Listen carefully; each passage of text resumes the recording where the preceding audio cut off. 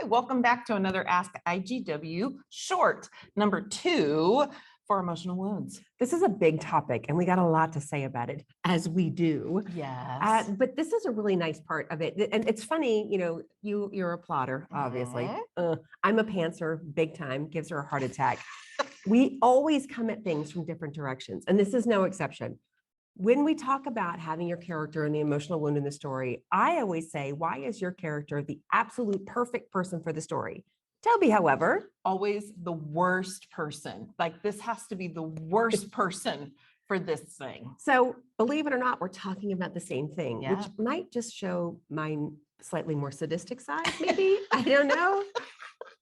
The thing about the emotional wound for a character is it has to be absolutely perfect for the McGuffin, the crisis, the conflict of your story, the ultimate goal. So Martin Brody is afraid of the water, and he's the sheriff in Jaws. Worst guy for the job. Perfect guy for the job.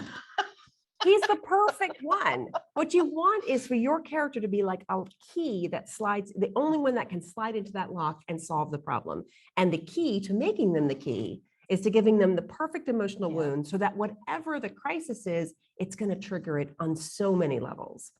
It's got to hammer it. It's got to hurt. You know, if you have someone who's absolutely perfectly confident in love and has been raised in a perfectly balanced family and knows their self-worth, I've heard there's people like that out there. I don't know them. You're not going to want to put them in a position where their innate sense of self-worth is going to be in damage and in jeopardy because they're confident. They don't know. And likewise, you don't want to give your character an emotional wound that has nothing to do with the plot. Right?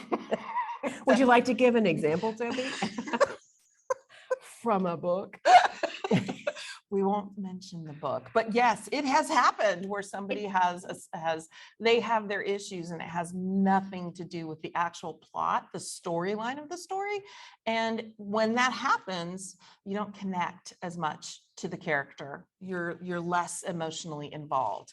But I will say this. If you're writing as honestly as you can, if you have a good story idea and you're really giving your characters, you know, real legs and real flesh on their bones, the odds are good you're on the right track, because you wouldn't have created this character for this particular challenge if you didn't on some level know that it's going to hurt them the most. True. And I would also say sometimes it's therapy for us. So even though you think you've created the emotional wound, it's actually something totally different. And when you go through revisions, you're like, okay, so maybe they weren't stood up at prom. Maybe their father left and hated them. I gotta go. No, when you're digging into your story, whether you're a plotter or a pantser, when you know what your main conflict is and you know who your main character is, think about ways that they can be the only person, in my way, the best person for it, the worst person for it, but they've got to be the most perfect person for that situation. All right, keep writing forward.